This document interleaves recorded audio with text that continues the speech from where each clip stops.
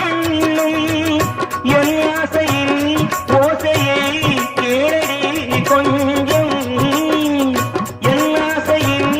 ஓசையை கேளடி கொஞ்சம் மெல்லிய ஆடையை மல்லிகை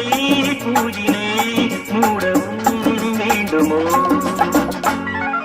எங்கே அவள் என்னே மனம் தேடுதே ஆவலால் ஓடிவா